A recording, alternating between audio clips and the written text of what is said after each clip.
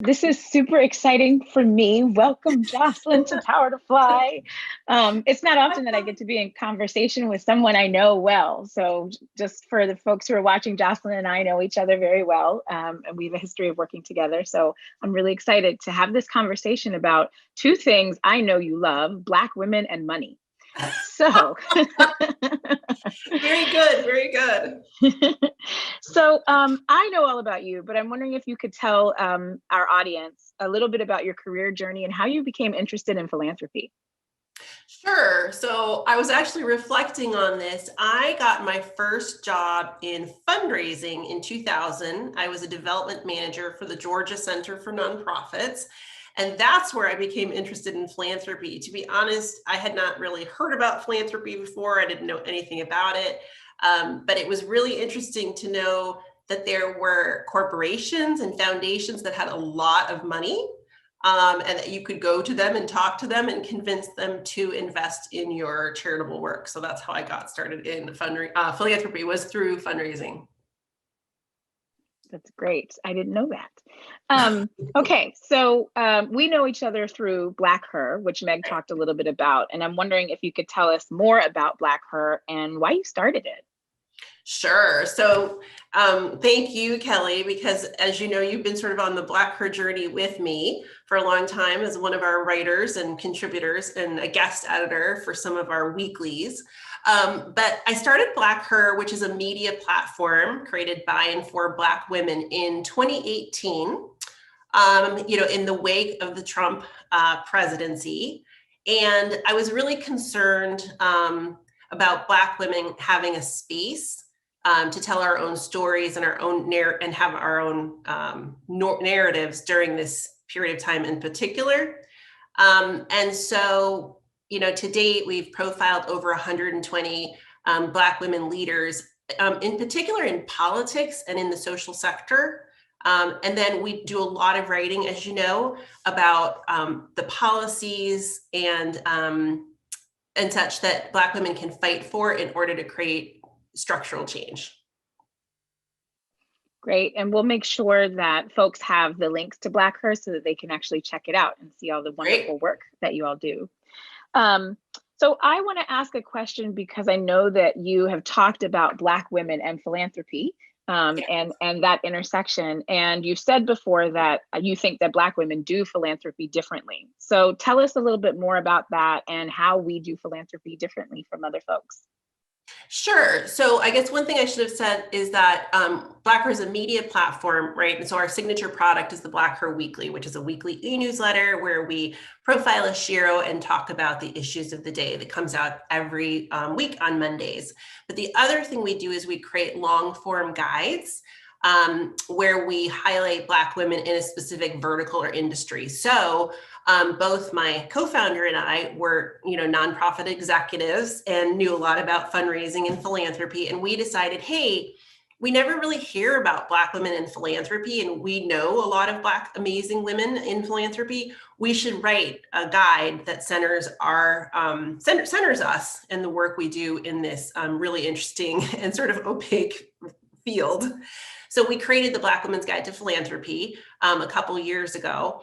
And, it's interesting. So philanthropy, the word, means love of humankind.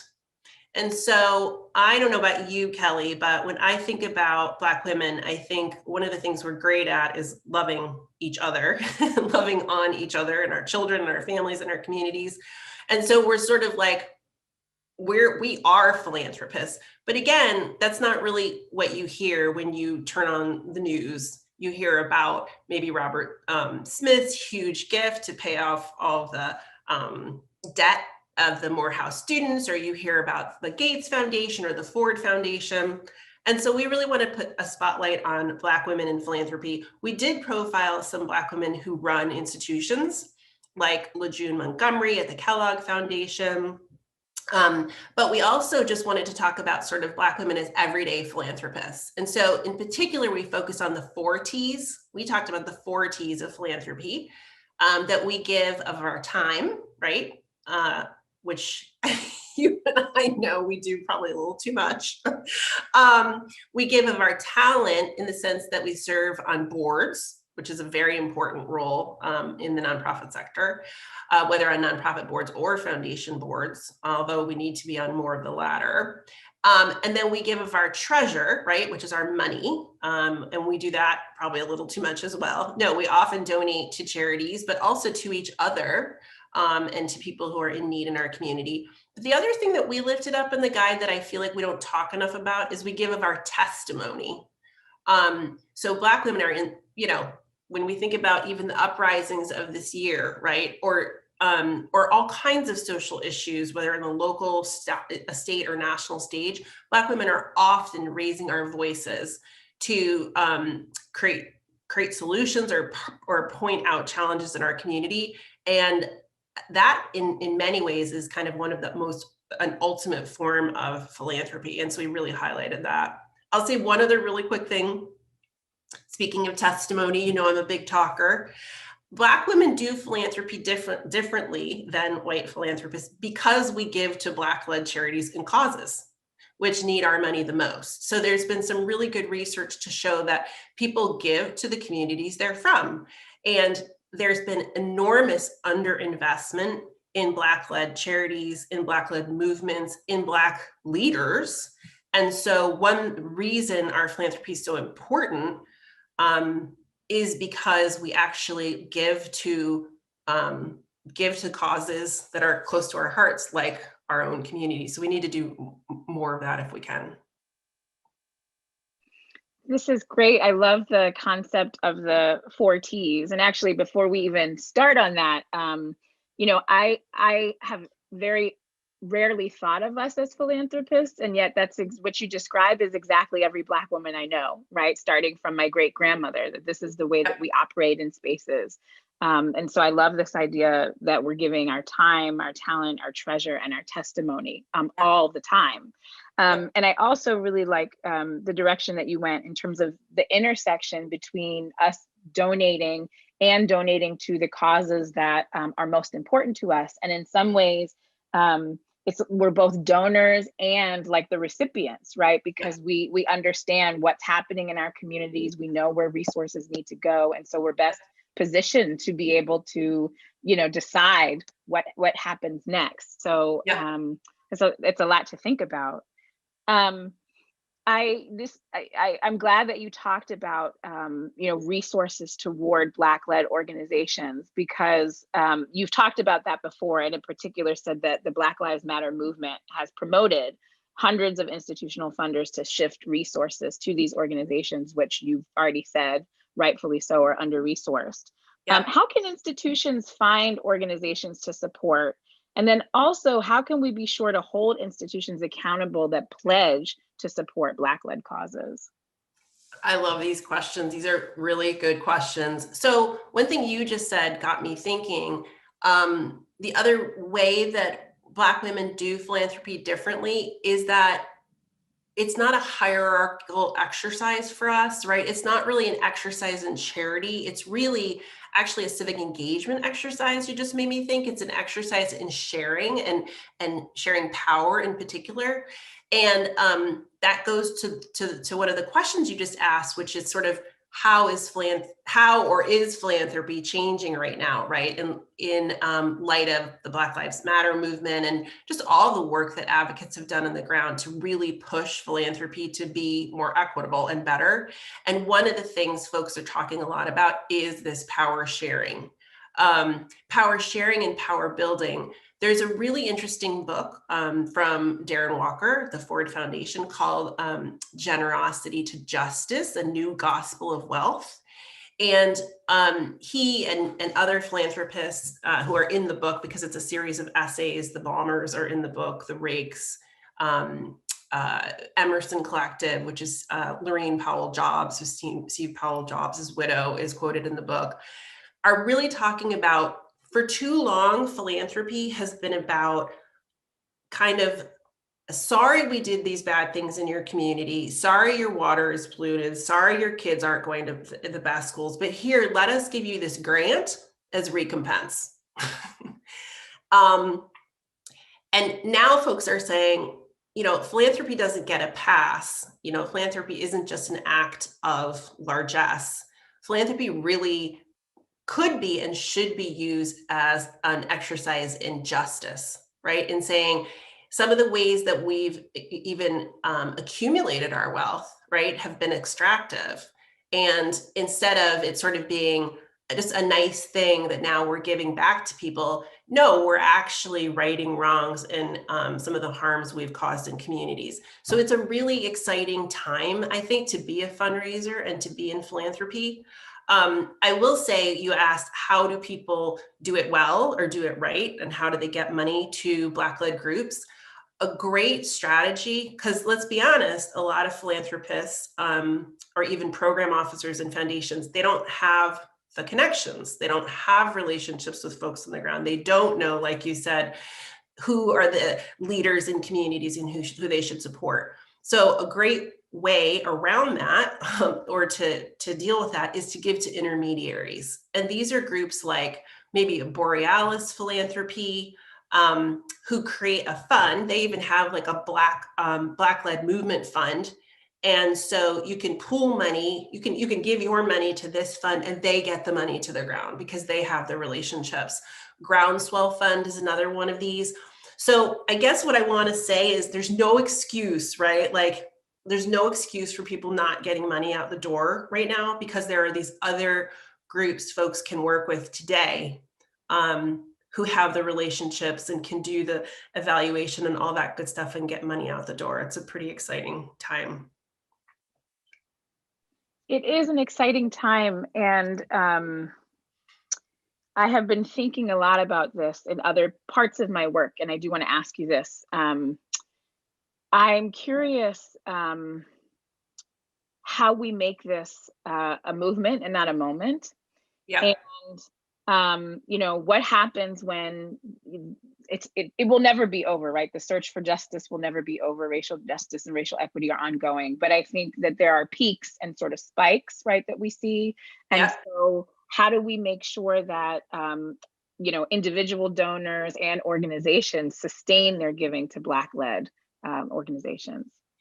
I love this question, and it is the question, and I think it's the question we're asking in a lot of different sectors.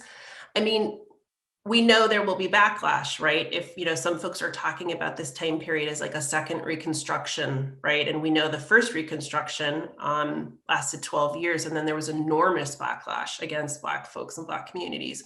So to me, this is a time where we should be thinking really strategically about how we change systems.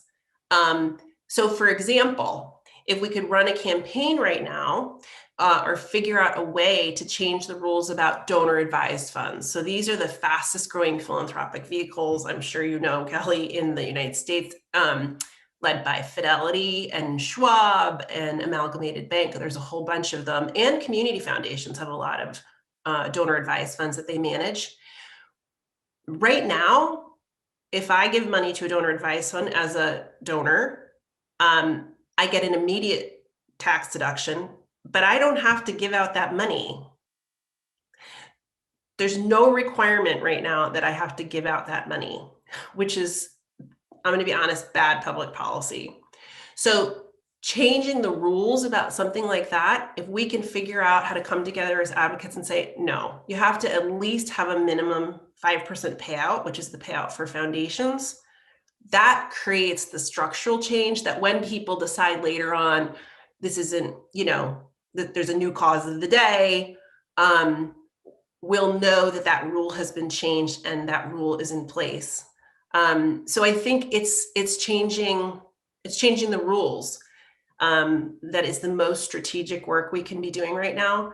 But, you know, let's be honest, it's also difficult, right? Because that's the testimony. It's like we're speaking truth to power as advocates, as nonprofits, and people who want these resources. It's a dance of how do we also push philanthropy and philanthropists and foundations to do better, and corporations. Yeah, it's a reminder for us for sure that all of these systems and structures are interconnected, right? And so we have to make progress to dismantle them in lots of different ways. There's not sort of one individual way that we're going to get Right. progress. Yeah. That's right. So I'd love to hear a little bit more about the causes that you care about that are underfunded by institutions and individual donors, and then tell us like what they should know and why should they give to these causes. Well, you know, Kelly, when you said I love money, it embarrasses me a little bit. I actually love power, and I love the idea of being able to have agency. And I want Black women to have more agency and make decisions about our lives. And to me, the only way to have power in a capitalist society is to have wealth. And so I think a lot and have worked, you know, in past jobs around trying to deal with this gaping wealth divide, which we've all heard a lot about. It's interesting because when I first heard about the wealth divide, I was actually working in an international charity, so I wasn't as focused on domestic policy stuff. But I went to a conference and somebody put up a slide and it showed, you know, a bar here and a bar here. And it said, Black folks have 6 cents on the dollar in wealth to every on the dollar for Black folks have 6 cents, white folks have $1 in wealth. And I thought that somebody had created the slide incorrectly, that the decimal point was in the wrong place, right? Certainly it must be 60 cents and $1. No, the wealth divide is enormous in our country, and it's much larger than the income gap that we hear a lot about.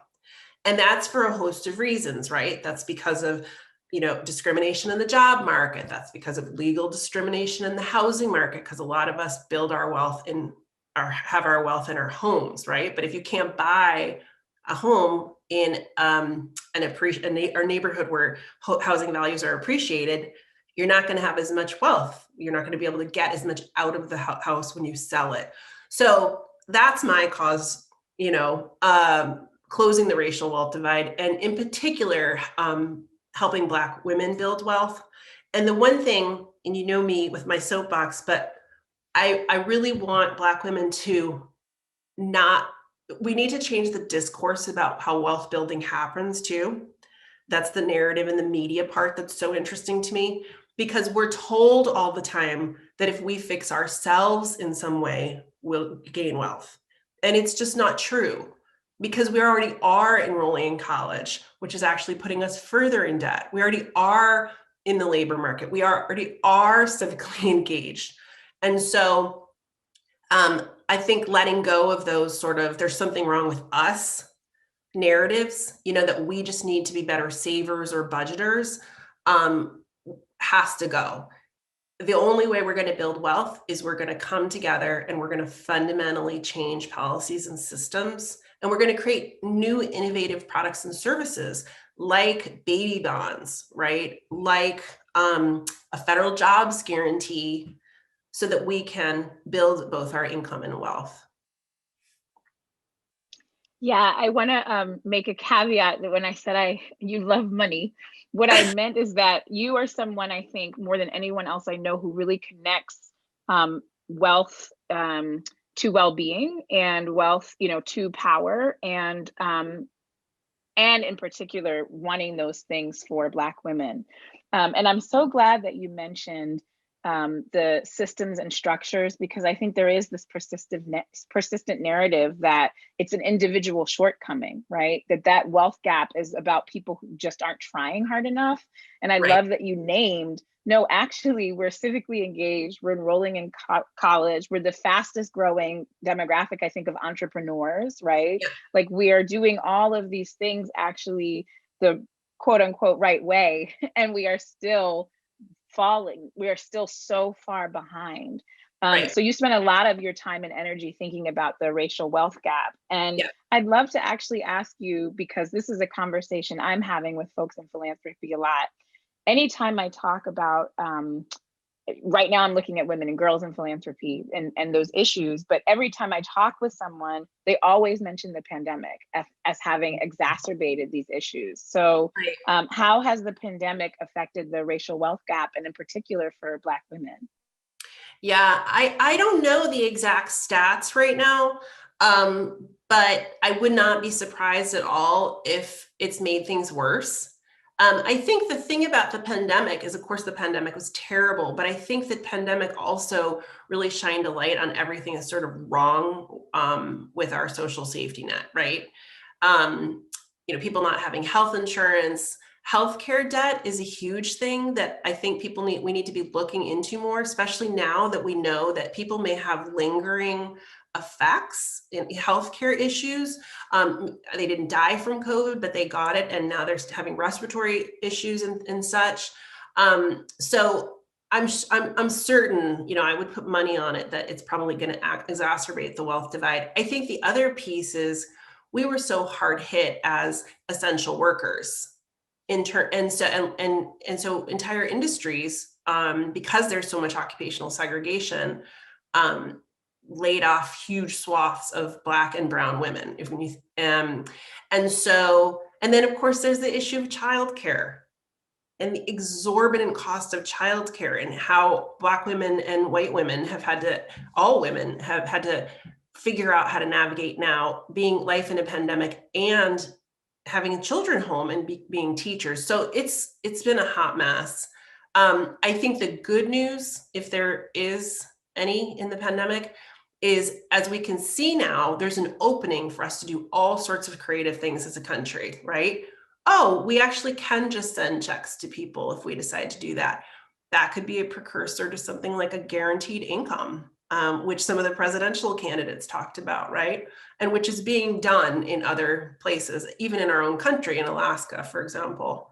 And so we're figuring out that it's less an issue of opportunity, or even it's an issue of will. It's an issue of political will. If we want all Americans to have the basics, right? To have the food, to have good, affordable shelter, and healthcare, we can figure this out as a nation. But it's going to take, like you said, change to a lot of different pieces. I just don't want Black women to think they're alone, or it's just them, or they're the only ones that are having this difficult time, because that's also part of oppression, is that we think it's us, and it's not. Right. In some ways, this is offering us an opportunity to innovate and to dream, right, what could be different. And no one does that better than Black women. So I'm excited to see what we birth out of this moment. Yeah, we need to wrap up, but I do want to ask you, where can people find you and find more about your work? Sure. So my fundraising and communications consulting is at jocelynharmon.com. So that's easy to find. And then I really hope people check out BlackHer. It's blackher.us or .us. And you can subscribe. We are going to have a summit that's coming up, a virtual summit that's all about Black women and wealth building. And we're going to showcase some of the smartest Black women, our BlackHer heroes in wealth building. And so that's coming up in June. So I hope people will subscribe so they can get an invitation to that event. Yes, thank you so much. I'm thrilled to have had this conversation with you and for people to learn more about your work. So thank you for being with us, Jocelyn. Thank you, Kelly. It was great. Thank you. Thank you both so much. Can we get a round of applause for this amazing group? Yay!